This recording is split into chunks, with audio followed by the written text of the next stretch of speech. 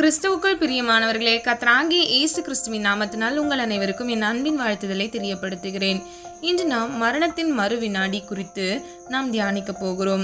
இதில் நாம் மீட்கப்படும் நாள், மரணத்துக்கு ஆயத்தமாவது எப்படி, மரணத்துக்கு நீங்களாகும் வழிகள் என்னென்ன என்பதை குறித்து நம்ம பார்க்க போகிறோம். தொடர்ந்து இணைந்திருங்க. இது உங்களுடைய ஆவிக்குரிய வாழ்க்கைக்கு மிகவும் பிரயோஜனமாக இருக்கும். பிரியமானவர்களே, உபாகமம் 30வது அதிகாரம் 15 முதல் 19வது வசனத்தை பாருங்க. இதோ ஜீவனையும் நன்மையையும் மரணத்தையும் தீமையையும் இன்று உனக்கு முன்னே வைத்தேன். நான் ஜீவனையும் மரணத்தையும் ஆசீர்வாதத்தையும் சாபத்தையும் உனக்கு முன் வைத்தேன் என்று உன்மேல் வானத்தையும் பூமியும் இட்டு சாட்சி வைக்கிறேன். ஆகையால் நீயும் உன் சந்ததியும் பிழைக்கும்படிக்கு நீ ஜீவனை தெரிந்து கொள். ஹல்லேலூயா. பிரியமானவர்களே, வேதத்தில் உள்ள மிக பெரிய ரகசியங்களிலே முக்கியமானது ஜீவனை பற்றிய ரகசியம். அடுத்தது மரணத்தை பற்றிய ரகசியம். இந்த உலகத்தில் ஜீவனுள்ளவைகளும் இருக்கின்றன, ஜீவன் இல்லாதவைகளும் இருக்கின்றன. ஒரு மனிதனில் இருந்து ஜீவன் எடுபடும் போது அவன் மரணத்தை சந்திக்கிறான். ஜீவனற்ற சரீரம் கீழே விழுகிறது. அவன் ஆவியும் ஆத்துமாவும் சரீரத்தை விட்டு வெளியே சென்று விடுகிறது. பிரியமானவர்களே, பல வகையான ஜீவராசிகளை இந்த பூமியில் நாம் காண்கிறோம். ஒரு சொல்லுள்ள தாவர ஜீவனான அமீபா முதல் 6 அறிவுள்ள மனுஷன் வரையிலும் அநேக ஜீவராசிகள் இருக்கின்றன. மரம், செடி, கொடிகள் ஒரு பக்கம், பறவைகள், மிருகங்கள், நீர் வாழ்வன இன்னொரு பக்கம். இவைகள் அனைத்தும் ஜீவனின் அதிபதியாகிய கர்த்தரிடத்திலிருந்து வந்தவை. இவைகள் குறிப்பிட்ட காலம் இந்த பூமியிலே வாழ்கின்றன. ஜீவனோடு இருக்கவே இந்த உலகத்தில் உள்ள எல்லா ஜீவராசிகளும் விரும்புகின்றன. போராட்ட நேரங்களில் ஒவ்வொரு மிருக ஜீவன்களும் எப்படியாவது உயிர் தப்பி பிழைக்க முயல்கின்றன. மனிதன் தன் வாழ்நாளை எப்படியாகிலும் நீடித்திருக்க செய்யும்படி பல வைத்திய முறைகளை, மருந்துகளை கண்டுபிடித்து கொண்டே இருக்கிறான்.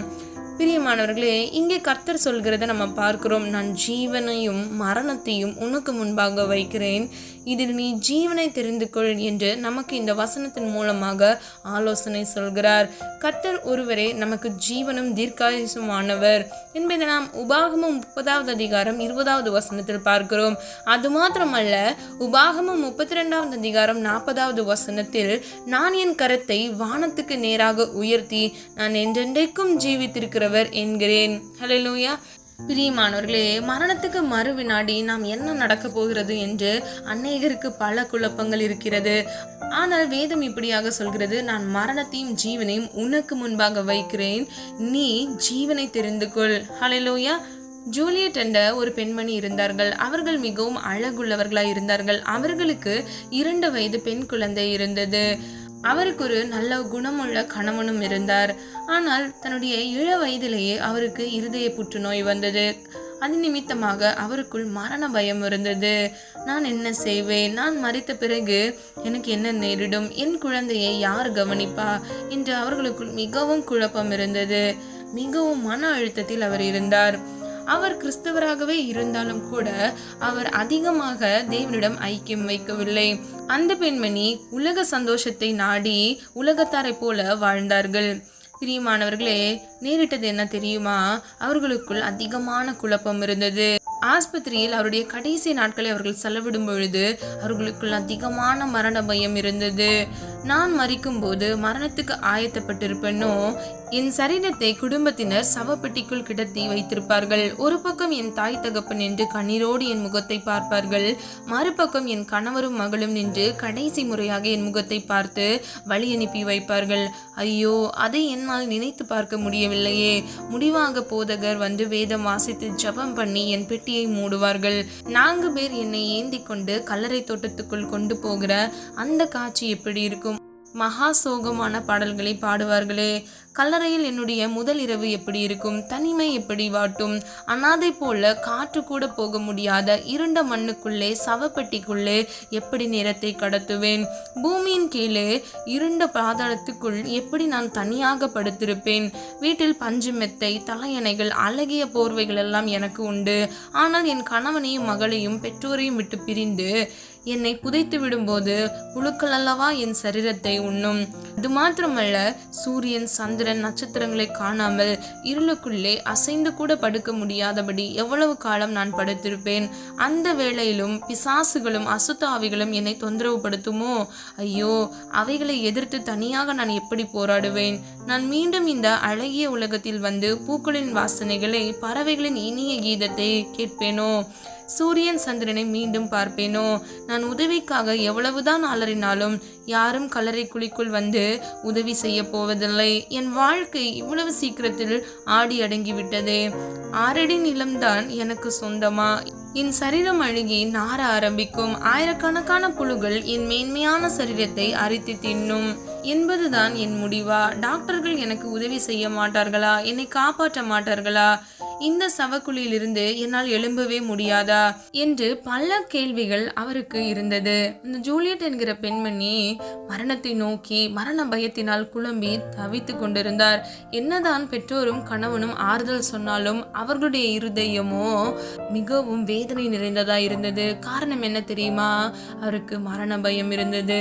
பிரியமானவர்களே, சில நாட்களுக்கு முன்பாக தன் கணவரோடும் அழகிய குழந்தையோடும் சந்தோஷமாக ஆலயத்துக்கு போன போது அங்கே போதகர் வெளிப்படுத்தல் விசேஷம் 14வது அதிகாரம் 13லிருந்து பிரசங்கித்த வார்த்தை அவளுடைய நினைவுக்கு வந்தது. அது என்னவென்றால், பரலோகத்திலிருந்து ஒரு சத்தம் உண்டாக கேட்டேன். அது கர்த்தருக்குள் மரித்தவர்கள் இது முதல் பாக்கியவான்கள் என்றெழுது. அவர்கள் தங்கள் பிரயாசங்களை விட்டொழிந்து இளைப்பாறுதல் அடைவார்கள். அவர்களுடைய கிரியைகள் அவர்களுடைய கூட போகும். ஹல்லேலூயா. பிரியமானவர்களே, உலகத்தில் அவளுடைய தத்துவமெல்லாம் வாழ்க்கை வாழ்ந்ததற்கே என்பதாயே இருந்தது. கடமைக்காக பெற்றோருடனும் பின்பு கணவருடனும் ஞாயிற்றுக்கிழமை ஆலயத்துக்கு சென்றாலும் இறைபக்தியில் அவள் உள்ளம் உற்சாகமாகவே இல்லை. வாழ்க்கையை ருசித்து இளமையாக அதிகமாக அனுபவிக்க வேண்டும் என்பதே உள்ளத்தின் ஆழத்தின் விருப்பமாக இருந்தது. அதன் விளைவு என்ன? அவளுடைய முடிவோ அழிவுக்கு நேராக இருந்தது. அவள் அந்த இளமையை மாயை என்பதை அவள் மரண தருவாயில் அவள் உணர்ந்தவளாய் இருந்தாள். மரிக்கும் போது அவளுடைய கிரியைகள் அவளோடே போகும் என்ற பகுதி முழுமையாய் அவளுக்கு விளங்கவில்லை. வெளிப்படுத்தல் 22வது அதிகாரம் 12வது வசனம் இப்படியாக சொல்லுகிறது, அவனவனுடைய கிரியைகளின்படி அவனவனுக்கு நான் அளிக்கும் பலன் என்னோட கூட வருகிறது. ஹல்லேலூயா. பிரியமானவர்களே, என்னுடைய லட்சக்கணக்கான கிரியைகளிலே எவையெல்லாம் என்னை உண்டாக்கினவருக்கு பிரியமா இருக்கும் என்று அவள் சிந்திக்க ஆரம்பித்தாள். அவளுடைய கணவனும் பெற்றோரும் நீ அதிகமாக சிந்தித்து அலட்டி கொள்ளாதே என்று பலமுறை ஆலோசனை சொன்னாலும் அவளுடைய எண்ணங்களை அவளால் கட்டுப்படுத்த முடியவில்லை. உள்ளத்தில் எழும்பின 1000 கேள்விகளுக்கு அவளுக்கு பதில் இல்லை. என் ஆவி என் சரீரத்தை விட்டு என்ன விதத்தில் பிரியும்? என் ஆத்துமா எங்கே போகும்? ஆவி எங்கே போகும்? உயிர் என்றால் என்ன? ஜீவன் என்றால் என்ன? இன்றைக்கு என் உயிர் என் சரீரத்தில் எந்த பகுதியில் இருக்கிறது? உயிர் பிரியாதபடி எந்த விதத்தில் ஆகிலும் தடுத்து நிறுத்தவே முடியாதா? இது குறித்து யார் எனக்கு விளக்கம் சொல்லுவார்கள்? இவ்வளவு காலம் வாழ்ந்த சரீரத்தை விட்டுவிட்டு உயிர் போய்விடும் என்றால் சரீரம் இல்லாமல் எப்படி வாழ முடியும்? உடலை விட்டு பிரிந்த ஆவியின் ரூபம் எதுவாயிருக்கும்? நரகம் என்றும் பரலோகம் என்றும் சொல்கிறார்களே, அவை உண்மைதானா? நித்திய மகிழ்ச்சி என்றும் நித்திய வேதனை என்றும் சொல்கிறார்களே, பாதாளம் என்றும் சொர்க்கலோகம் என்றும் இந்துக்கள் கூட சொல்கிறார்களே, எங்கே நான் போய் சேரப்போகிறேன்? அவள் உள்ளத்தில் 1000 கேள்விகள். பிரியமானவர்களே, இன்னைக்கு நம்முடைய வாழ்க்கையில கூட நிறைய கேள்விகள் இருக்கலாம். மரணத்துக்கு பிறகு நம்முடைய சரீரம், ஆவி, ஆத்மா எங்கே செல்கிறது என்று நமக்குள் அதிகமான கேள்விகள் இருக்கலாம். பிரியமானவர்களே, நாம் மரணம் என்றால் என்ன என்பதை வேதத்தின்படி நம்ம பார்க்க போகிறோம். மரணம் என்றால் பிரிவு என்று அர்த்தம். கர்த்தர் மனிதனை பூமியிலே சிருஷ்டிக்கும் போதே அவன் ஒரு நாள் இந்த சரீரத்தை விட்டு பிரிவான் என்று நியதியோடு உருவாக்கினார். எபிரேயர் 9வது அதிகாரம் 27வது வசனத்தின்படி ஒரே தரம் மரிப்பதும் பின்பு நியாய தீர்ப்படைவதும் மனுஷருக்கு நியமிக்கப்பட்டிருக்கிறது. ஹல்லேலூயா. இன்றைக்கு மனிதன் எவ்வளவோ மருந்துகளையும் வைத்தியங்களையும் உபயோகித்து மரணத்தை தவிர்ப்பதற்கு முயற்சிக்கிறான். எந்த விஞ்ஞானி வைத்திய முறையினாலும் சரி, அதன் மூலம் மரணத்தை தள்ளி போடலாமே தவிர மரணத்தை யாராலும் தடுக்கவே முடியாது. எந்த டாக்டராலும் முடியாது, எந்த நவீன கண்டுபிடிப்புகளாலும் முடியாது. பிரியமானவர்களே, மரணம் என்றவுடன் அநேகர் கல்லறையை தான் ஞாபகப்படுத்துகிறார்கள். பிரியமானவர்களே, மரணம் என்பது பிரிவை குறிக்கிறது. மரணம் உங்களுடைய ஜீவனை, அதாவது உயிரை சரீரத்தை விட்டு பிரிக்கிறது. பெற்றோர்களை விட்டு, மனைவி பிள்ளைகளை விட்டு, உறவினர்களை விட்டு பிரிக்கிறது. மரணம் அடையும் போது நாசியின் வழியாகவே உயிர் பிரிகிறது. ஏனென்றால் கர்த்தர் மனுஷனுடைய நாசியிலே தம்முடைய ஜீவ சுவாசத்தை ஊதின போது அவன் ஜீவாத்துமா ஆனான். ஆகவே உள்ளே போகிற மூச்சு வெளியே போனாலும் போச்சு என்கிறார்கள். ஒரு இருதய துடிப்புக்கு அடுத்த இருதய துடிப்புக்கும் இடையே தான் நித்தியமே அடங்கி இருக்கிறது. பிரியமானவர்களே, மரணத்துக்கு நாம் ஆயத்தமாவது வேதத்திலிருந்து எப்படி என்பதை குறித்து நம்ம பார்க்கலாம். வெளிப்படுத்தல் விசேஷம் 14வது அதிகாரம் 13வது வசனம். கர்த்தருக்குள் மரிக்கிறவர்கள் இது முதல் பாக்கியவான்கள். பாக்கியவான்கள் என்றால் ஆசீர்வதிக்கப்பட்டவர்கள். 116வது சங்கீதம் 15வது வசனம். கர்த்தருடைய பரிசுத்தவான்களின் மரணம் அவர் பார்வைக்கு அருமையானது. யார் பார்வைக்கு? தேவனாகிய கர்த்தர் பார்வைக்கு பரிசுத்தவான்களின் மரணம் அருமையானதா இருக்கிறது. பிரியமானவர்களே, பரலோகத்துக்கு யார் போக விரும்புகிறார்கள்? யாருக்கு மோட்சம் வேண்டும் என்று கேட்டால் சிறுவர் முதற்கொண்டு வயோதிபர் வரையிலும் உற்சாகமாக கரங்களை உயர்த்துவார்கள். நரகத்துக்குள்ளும் நித்திய வேதனைக்குள்ளும் செல்வதற்கு ஒருவருக்கும் பிரியமில்லை. ஆனால் நித்திய மகிழ்ச்சிக்கு செல்ல வேண்டும் என்றால் மரணத்தின் வழியாக தான் கடந்து போக வேண்டும், அல்லது கர்த்தர் வந்து உயிரோடு இருக்கிறவர்களை எடுத்துக்கொண்டு செல்ல வேண்டும். பொதுவாக பரலோகத்தை விரும்புகிறவர்கள் மரணத்தை வெறுப்பதில்லை, பயப்படுவதும் இல்லை. மரணமானது ஆத்தும நேசரையும் பரலோக ராஜ்யத்தையும் இணைக்கிற இனிய பலமாக விளங்குகிறது. என்னாகமம் 23வது அதிகாரம் 10வது வசனத்தின்படி பழைய ஏற்பாட்டில் பிலேயாம் என்கிற தீர்க்கதரிசி தன்னுடைய வாஞ்சையை நீதிமான் மரிப்பது போல நான் மரிப்பேனாக, என் முடிவு அவன் முடிவு போல் இருப்பதாக என்றான். பிரியமானவர்களே, நீதிமான் மரிப்பது போல மரிக்க வேண்டும் என்று விரும்புகிறார்கள். நீதிமான் வாழ்கிறது போல வாழ வேண்டும். அவனுடைய வாழ்வில் உத்தமனாய் இருக்க வேண்டும். சங்கீதக்காரன் சொல்கிறார், நீ உத்தமனை நோக்கி செம்மையானவனை பார்க்கிற அந்த மனுஷனுடைய முடிவு சமாதானம் என்று 37வது சங்கீதம் 37வது வசனத்தில் நம்ம பார்க்கிறோம். பிரியமானவர்களே, கர்த்தருடைய வருகையானாலும் மரணத்துக்கானாலும் ஆயத்தப்படுவது முக்கியமானது, அவசியமானது. எப்படி ஒரு அரசாங்க வேலைக்கு வருடம் முழுவதும் ஆயத்தப்படுத்தி தேர்வு எழுதும் பொழுது அவனுடைய முழு முயற்சியின்படி அவனுக்கான பதில் வருகிறதோ, அவனுக்கான மதிப்பெண் வந்து அவன் அங்கீகாரம் பெறுகிறானோ, அதே போல நம்முடைய வாழ்க்கையில் நாம் எண்ணற்ற கிரியைகள் செய்கிறோம். அந்த கிரியின் வெளிப்பாடு நம்முடைய முடிவு நாளில் வெளிப்படுகிறதா இருக்கிறது. ஹல்லேலூயா. பிரியமானவர்களே, மரணத்துக்கு நீங்களாக்கும் வழிகள் என்ன என்பதை நம்ம வேதத்தின்படி நம்ம பார்க்கலாம். எபிரேயர் 11வது அதிகாரம் 5வது வசனம். விசுவாசத்தினாலே ஏனோக்கு மரணத்தை காணாதபடிக்கு எடுத்து கொள்ளப்பட்டான். 68வது சங்கீதம் 20வது வசனம். ஆண்டவராகிய கர்த்தரால் மரணத்திற்கு நீங்கும் வழிகள் உண்டு. ஹல்லேலூயா. பிரியமானவர்களே, ஏனோக்கு மரணத்தை காணவில்லை. கர்த்தரோடு அதிகமாக சஞ்சரித்ததன் நிமித்தமாக கர்த்தர் அவரை எடுத்துக்கொண்டார். அவர் மரணத்தை ருசி பார்க்கவில்லை. பிரியமானவர்களே, ஏனோக்கு நீங்க பார்த்தீங்க அப்படின்னா கோடிக்கணக்கான மக்களுக்கு இல்லாத பலத்த விசுவாசம் அவருக்குள் இருந்தது. நான் மரணத்தை காண்பதில்லை என்ற விசுவாசமே அது. ஈனோக்கு தேவனோடு சஞ்சரித்து கொண்டே இருந்தபடியினால் கர்த்தருடைய 2வது வருகையில் மரணத்தை காணாமல் சரீரம் மறுரூபமாக்கப்பட்டு எடுத்துக்கொள்ளப்படும் பரிசுத்தவான்களுக்கு அவன் முன் மாதிரியானான். ஹல்லேலூயா. பிரியமானவர்களே, மரணத்திற்கு நீங்களாக்கும் வழிகளை வேதம் தெளிவாக சொல்லுகிறது. அது ஏனோக்குக்கு மட்டுமல்ல, நம் ஒவ்வொருவருக்கும் சொந்தம். ஏனோக்கின் தேவன் நமது தேவன், அவர் பட்சபாதம் உள்ளவர் அல்ல. 68வது சங்கீதம் 20வது வசனம். ஆண்டவராகிய கர்த்தரால் மரணத்திற்கு நீங்கும் வழிகள் உண்டு. அதை குறித்து நம்ம வேதத்திலிருந்து என்னென்ன வழிகள் என்பதை நம்ம பார்க்க போகிறோம். முதலாவது, நீதியின் பாதையில் மரணமில்லை. ஹல்லேலூயா. நீதிமொழிகள் 11வது அதிகாரம் 4வது வசனத்திலும் 10வது அதிகாரம் 2வது வசனத்திலும் நீதியோ மரணத்துக்கு தப்புவிக்கும். ஹல்லேலூயா. பிரியமானவர்களே, நோவா நீதிமானாய் இருந்தார். அவரது நீதி பாவிகளோடு மரணம் அடையாமல் கர்த்தருடைய நீதியாகிய பேழைக்குள் பாதுகாத்து கொண்டது. உலக மக்கள் அத்தனை பேரும் ஜலப்பிரளயத்தில் அழிக்கப்பட்டனர், மரித்து போயினர். ஆனால் அவரோ ஜலப்பிரளயத்துக்கு தப்பி புதிய பூமியில் இறங்கினார். அப்படியே கிறிஸ்துவின் நீதியை தரித்து கொள்கிறவர்கள் மரணத்தை ஜெயமாக விழுங்கி கிறிஸ்துவின் வருகையாகிய பேழையில் எடுத்துக்கொள்ளப்பட்டு 1000 வருஷ அரசாட்சியின் புதிய காலத்தில் இயேசுவோடு அரசாளுகிறார்கள். இரண்டாவதாக, கர்த்தருக்கு பயந்தவர்களுக்கு மரணமில்லை. 33வது சங்கீதம் 18 முதல் 19வது வசனம். தமக்கு பயந்து தமது கிருபைக்கு காத்திருக்கிறவர்களின் ஆத்துமாக்களை மரணத்திற்கு விலக்கி விடுவிக்கவும் பஞ்சத்தில் அவர்களை உயிரோடே காக்கவும் கர்த்தருடைய கண் அவர்கள் மேல் நோக்கமாயிருக்கிறது. ஹல்லேலூயா. பிரியமானவர்களே, இந்த வசனத்தின்படி கர்த்தருக்கு பயப்படுதல் தீர்க்காயுசை கொண்டு வருவது மட்டுமல்ல, மரணத்திற்கு விலக்கி காக்கக்கூடியது. ஹல்லேலூயா. மூன்றாவதாக, விசுவாசிக்கிறவனுக்கு மரணமில்லை. ஆதார வசனம் யோவான் 5வது அதிகாரம் 24வது வசனம். ஆண்டவராகிய இயேசு கிறிஸ்து இப்படியாக சொன்னார், என் வசனத்தை கேட்டு என்னை அனுப்பினவரை விசுவாசிக்கிறவனுக்கு நித்திய ஜீவன் உண்டு. அவன் ஆக்கினை தீர்ப்புக்குட்படாமல் மரணத்தை விட்டு நீங்கி ஜீவனுக்கு உட்பட்டிருக்கிறான் என்று மெய்யாகவே மெய்யாகவே உங்களுக்கு சொல்லுகிறேன். ஹல்லேலூயா.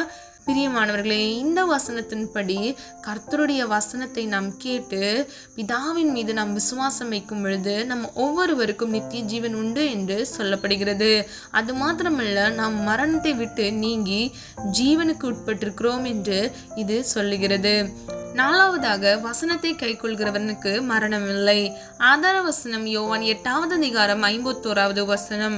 இயேசு சொன்னார், ஒருவன் என் வார்த்தையை கை கொண்டால் அவன் என்றென்றைக்கும் மரணத்தை காண்பதில்லை என்று மெய்யாகவே மெய்யாகவே உங்களுக்கு சொல்லுகிறேன்.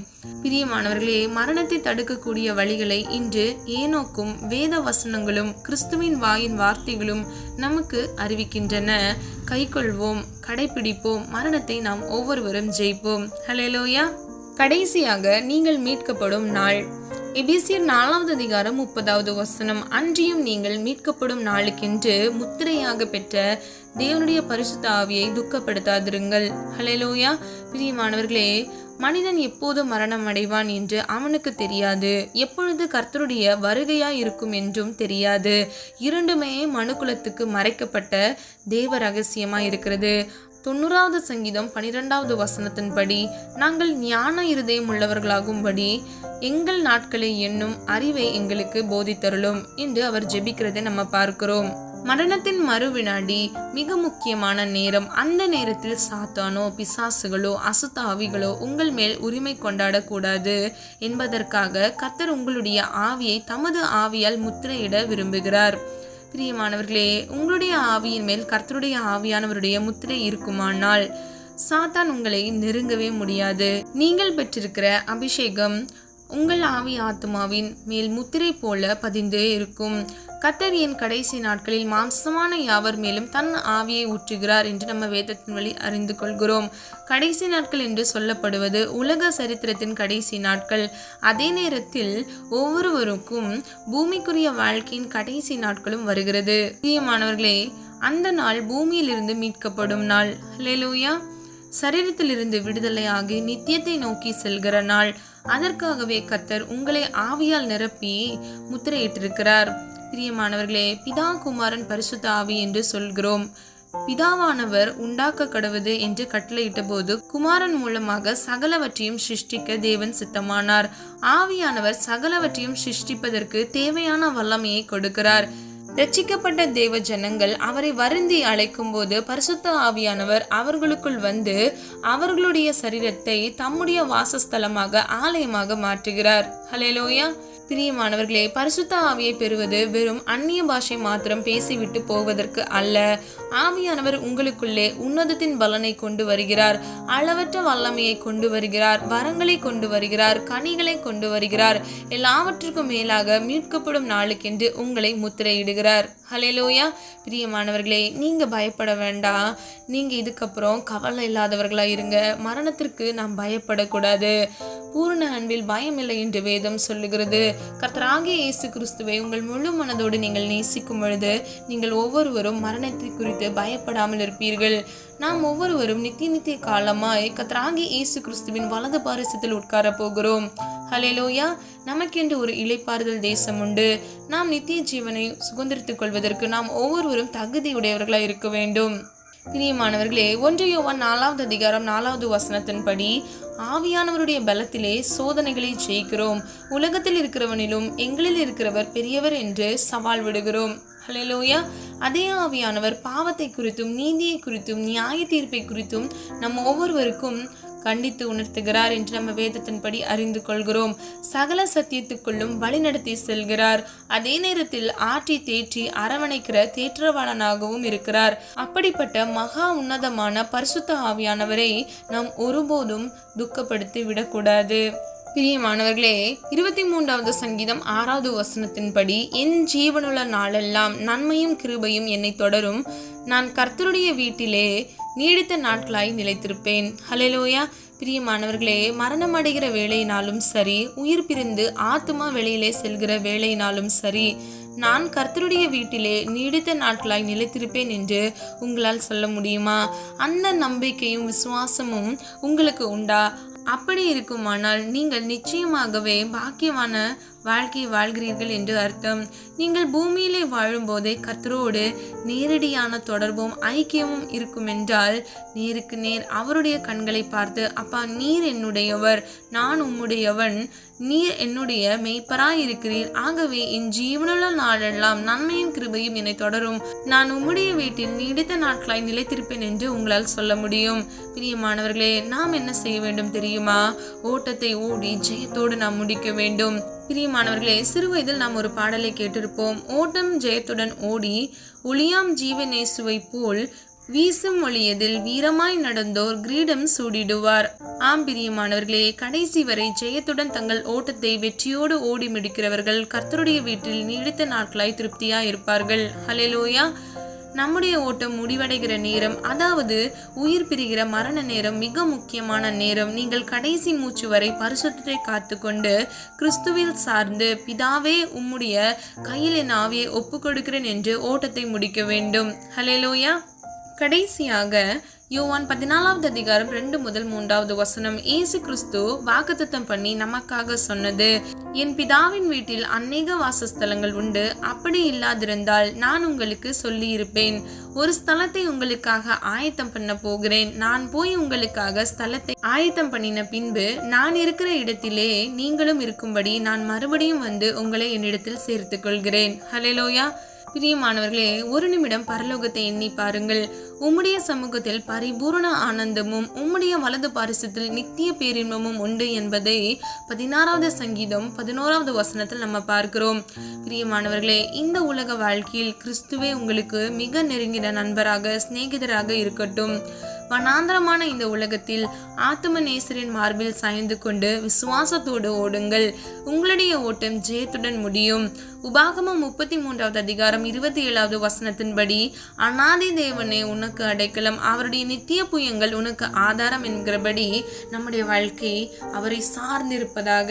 பிரியமானவர்களே, நாம் ஒவ்வொருவரும் நாம் ஜெயத்துடன் இந்த ஓட்டத்தை மூடி நாம் ஒவ்வொருவரும் நித்திய ஜீவனை சுதந்திரித்துக் கொள்வோமாக. நம்ம எல்லாரும் ஒரு மனதா ஜெபிக்கலாமா? அன்பின் பிதாவே, அப்பா எங்கள் ஒவ்வொருவரையும் இந்த கருத்தில் ஒப்பு கொடுக்கிறோம் ஆண்டவரே. அப்பா நாங்கள் மரித்த மறுவினாடியில் அப்பா வேதத்திலிருந்து பல காரியங்களை நாங்கள் சத்தியத்தை அறிந்து கொண்டோம் ஆண்டவரே. அப்பா உம்மிடத்தில் ஆண்டவரே, உம்முடைய சமூகத்தில் நித்திய பேரின்பம் உண்டு ஆண்டவரே. அப்பா நாங்கள் இது முதல் ஆண்டவரே மரணத்திற்கு பயப்படாதவர்களாய் அப்பா நித்தியமாய் உங்களுடைய வலது பாரிசத்தில் வீற்றிருந்து ஆண்டவரே நித்திய பேரின்பத்தை அனுபவிக்கிறவர்களாய் நாங்கள் இருக்கிறதற்காக நன்றி செலுத்துகிறோம். எங்களுக்காக நித்திய ஜீவனை கொடுத்திருக்கிறீரே, அதற்காக நன்றி. வாக்குத்தத்தம் பண்ணப்பட்ட அந்த நித்திய ஜீவனை நாங்கள் ஒவ்வொருவரும் சுதந்திரித்துக் கொள்ள எங்களுக்கு கிருபை செய்யுங்க. இந்த காணொலியை கேட்டுக்கொண்டிருக்கிற ஒவ்வொரு பிள்ளைகளும் ஆண்டவரே அப்பா நாங்கள் நித்தியத்தில் அப்பா சந்திக்க கர்த்தர் தாமே கிருபை செய்யுங்க. அப்பா நாங்கள் ஒவ்வொருவரும் ஆண்டவரே நரகத்துக்கு பாத்திரவான்கள் அல்ல அப்பா, நாங்கள் உம்முடைய பிள்ளைகள் ஆண்டவரே. எங்களிடத்தில் இருக்கிற எல்லா குற்றங்கள் குறைகளை மன்னித்து அப்பா நித்திய பேரின்பமான அந்த வீட்டில் அப்பா கர்த்தருடைய வீட்டில் நாங்கள் சுகமாய் தங்கியிருக்க கர்த்தர் தாமே எங்களுக்கு கிருபை செய்யுங்க. ஆசீர்வதிங்க. விசுவாசத்தை காத்துக்கொள்ள கிருபை செய்யுங்க. நாங்கள் ஓடுகிற ஓட்டம் விசுவாச ஓட்டம். இந்த விசுவாச ஓட்டத்தில் அப்பா ஜெய ஜீவித்தை நாங்கள் பெற்றுக்கொள்ள கர்த்தர் தாமே கிருபை செய்யுங்க. ஒரு ஆத்மா கூட வீணிலே போகக்கூடாதுப்பா. ஒவ்வொரு பிள்ளைகளையும் இயேசு கிறிஸ்துவின் ரத்தத்துக்குள்ள மூடி மறைத்து பாதுகாத்துக் கொள்ளுங்க. தீமையிலிருந்து விலக்குங்க ஆண்டவரே. உமது கரத்தில் அர்ப்பணிக்கிறேன், தாழ்த்துகிறோம். நாம மாத்திரம் மகிமைப்படுவதாக. இயேசு கிறிஸ்து மூலம் ஜெபிக்கிறோம் பிதாவே, ஆமேன். God bless you. பிரியமானவர்களே, இந்த வீடியோ உங்களுக்கு பிடிச்சிருந்துச்சுன்னா லைக் பண்ணுங்க, சப்ஸ்கிரைப் பண்ணுங்க, பெல் ஐக்கான் கிளிக் பண்ணுங்க.